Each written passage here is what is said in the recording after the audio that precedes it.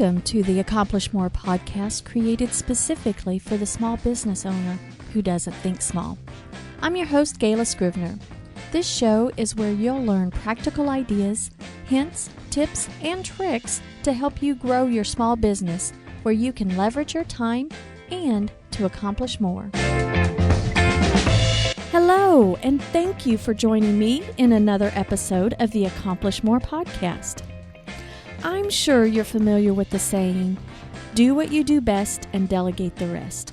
Chris Ducker is credited for the saying, and he's a serial entrepreneur. He owns a virtual assistant business in the Philippines, among other businesses. When it comes to virtual business management, he is the go-to resource. I absolutely love his book called Virtual Freedom, and I highly recommend that any small business owner go out to Amazon and just grab a copy. The book is a step-by-step guide on how to systematically build your team to help you grow your business with the resources you can afford. Today, I thought that this week's Accomplish More tip could be understanding the practical side of delegating. Technology has dramatically changed the climate of how we can build the team for our businesses. No matter how big or small you want your workforce to be, you have many more options available to fill your needs. Sometimes I find it hard to believe how much against remote working I used to be. I had a terrible experience many years ago while managing a medical billing office.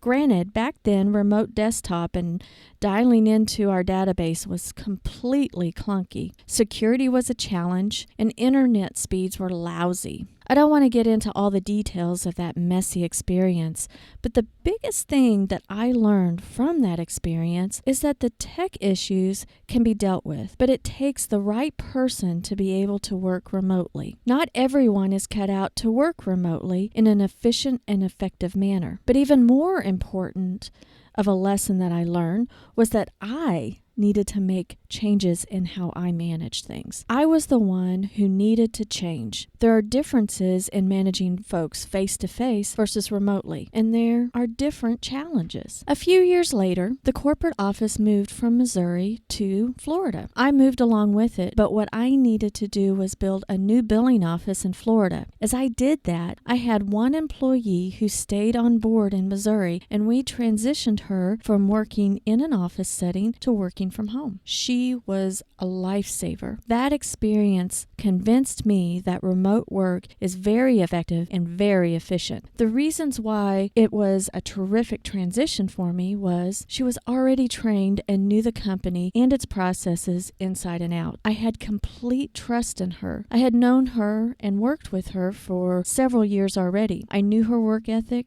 and her dedication. I had much admiration for her ability and her ability to adapt to change. She was open to learning new things. Her attitude always remained positive, even though there were many times she was concerned about how she'd adapt to the new technology and how long the company would allow for remote workers. Lastly, I could depend on her, and my friendship grew with her as my appreciation for all she did grew. Her ideas helped the office run smoothly during all the times of transition. Now, eventually, the company would close its doors, and both of us needed to plan for our futures. We continued to stay in contact, and our friendship remained even though the company was closing. My head was stuck in the sand. I had been in the medical industry for 20 years, and I didn't think I knew much of anything else. But I was burnt out, and I wanted to do something else. So I started to research and to plan my next move. So in my research, I was planning for my next career, and I came across the word virtual assistant. The definition of virtual assistant is someone who generally is self-employed and provides professional, administrative, technical, or creative assistance to clients remotely from their home office. It occurred to me that I had been a virtual assistant for years and didn't even realize it. I was managing different offices in different states, not seeing my teammates in person very often, and I didn't see the CEO of the company in person often at all. I helped him run the operations of the business no matter where in the world he was. So in essence, I was already a virtual assistant and didn't realize it. That's when Scrivener Solutions was created. I set out to help small businesses with admin tasks and be behind the scenes so that they could accomplish more and grow their businesses. I wanted to be able to work and grow in my business from anywhere I want to call home. I didn't want to have geography limit me. Virtual assistance was very appealing to me. But to be completely honest, I only wanted to be a company of one. I only wanted to be just me in the company. Like many of the business owners I serve, I too have some of the same challenges and anxiety of growing a business. My business has evolved a tremendous amount since my first draft of my business plan 6 years ago. The services I offer has changed. My ideas of the perfect client has changed. My projections of income and growth have changed. One of the biggest things that changed for me is that about 3 years ago, I came to the realization that there is absolutely no way that Scrivener Solutions can grow without a team. Oh my goodness, I've been telling my peers that for years, but it was time for me to take my own advice. I needed to begin building my own team. Do you know who the first person I thought of to hire? Yes, it was my good friend from many years ago. It was Miss Norma. I already knew her. I could trust that she could do the job, whatever job that I could throw at her. I had complete confidence in her and that she could handle anything that I'd throw her way. And I'd worked with her for years. I knew her. I've since hired Sharon, who I had known for a very long time. Then Brandy came on board, who came to me from a referral. We also have Arlene, and of course my husband Robert plays a strong role in the company. Everyone has their talents and contributes a great deal to the growth of the company. Growth is a process, and there are always things to learn. And what I've learned over the past few years as I've been growing my team is although it's easy to say, do what you do best and delegate the rest, there is certainly a practical side to delegating. The first thing that comes to mind is money. The practical thing is, do you have enough money to start delegating? When you are a business of one person and you are just starting out, let's face it, there is not a lot of money to work with. The fear of how much things will cost to have outsourced puts us in a mindset that we must do everything ourselves. And maybe, at first, we should do everything ourselves. But we shouldn't stay in that mindset for too long. By getting the gist of doing things yourself, you get a better picture of how you want things done and how you want things to look and how you want things to be in the future. With this clarity, you are better able to manage processes. You can manage based on outcomes instead of micromanaging on every little step and hovering over your team. The thing is, if you are to begin doing certain things yourself, you have to have a learning curve. Be realistic with yourself. For example, do you want to create your own website or hire someone else to do it for you? The sheer fear of how much it's going to cost can stop you from creating your website. Then you may be paralyzed in getting your website started because you don't know even where to start. That's why you need to be smart about how to educate yourself. You can find the education for you to get started, and that would be a small investment, but your investment in time would be higher. You kind of have to weigh both options. The best thing to do when thinking about money and delegating versus doing everything yourself is not to think about money as an expense, but as an investment. How do you want to invest your time and money? What outcomes do you want to see? What experience will it give you? Think about it that way. I certainly was in the position of having more time than money when I first started out. I picked the things that I felt I needed to do first, and I just did them myself. One of which was my website. I created my own website, and I look back at it now and how it used to be, and I just cringe. But it got me started. It got me moving. That, and I learned by doing, and I can help others start their websites. And even though I help others with their website, I'm transitioning to have my staff update my website because my time is better served elsewhere. When I considered bringing on my first team member, it literally terrified me. The reason going through my head was, how on earth am I going to afford this? Here's the thing. I knew that I could never be able to afford help as long as I was doing everything. I needed to make room in my schedule for other things and allow someone to help. What helped me transition was that Norma already had a full-time job. She would be moonlighting for me, only working for me a few hours a week. To hire my first team member that was fine with only a few hours, and the hours could fluctuate, really put my mind at ease. Hiring someone on a full or part-time basis is huge. One of the biggest stressors with that is that you must guarantee that person a certain number of hours to simply retain them. What if you don't have enough tasks to fill a 20 to 40 hour work week? What if you're too small? That's why virtual assistance is so great. You can delegate a little bit at a time and grow into a full or part-time employee. Maybe you will always want virtual assistants because that fits best with your business plan.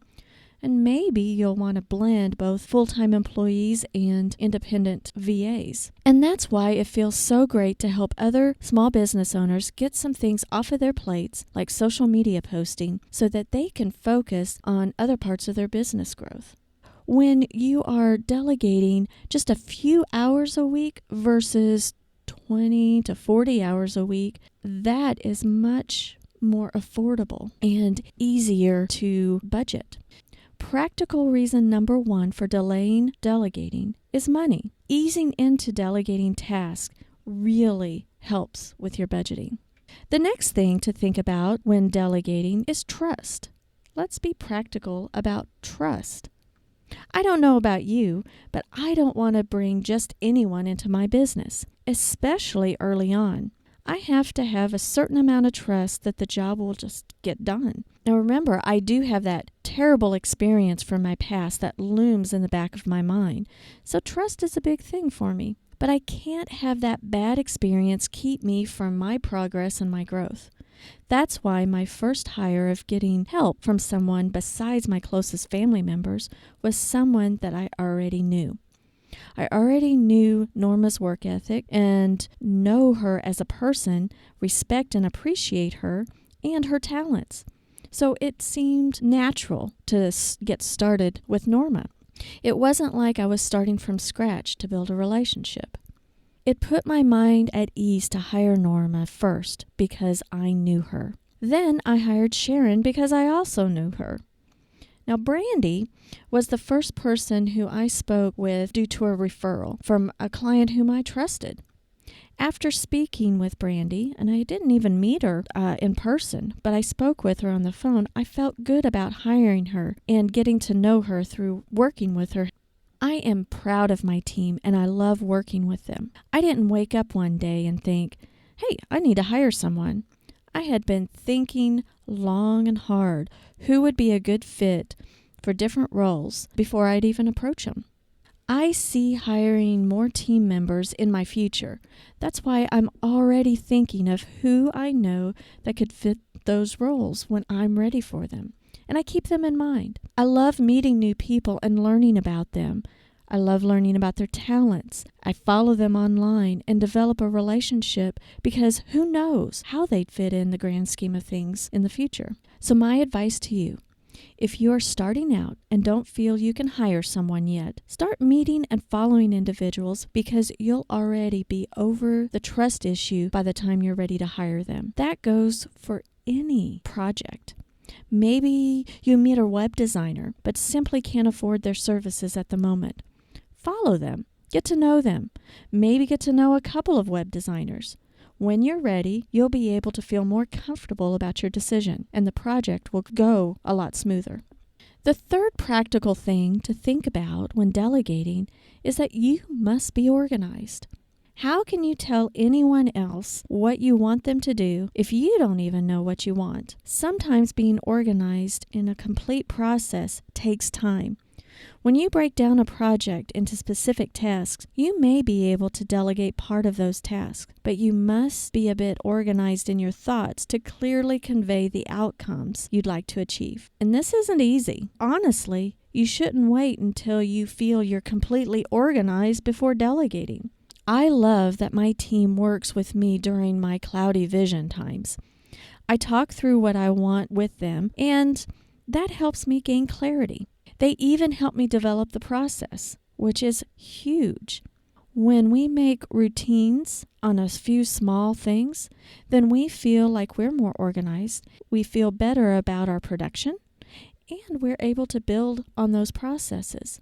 I feel more comfortable letting go on other tasks because I feel a better sense of organization.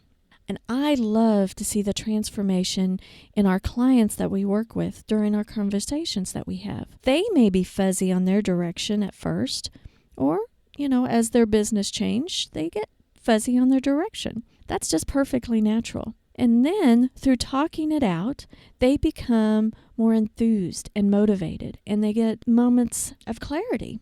They become more organized in their thoughts about what direction they want to go. Then, things seem to click more as to what they need to do versus what they should delegate.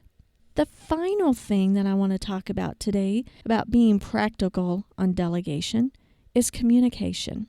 When you delegate, you have to learn how to pull things floating around in your head into meaningful instructions. When you have a ton of things going on in your head, it can be very difficult to express exactly what you want and what you need. When you have a team member that you work with face-to-face, you need to hone your communication skills. But when you have a remote team, it's much more of a challenge.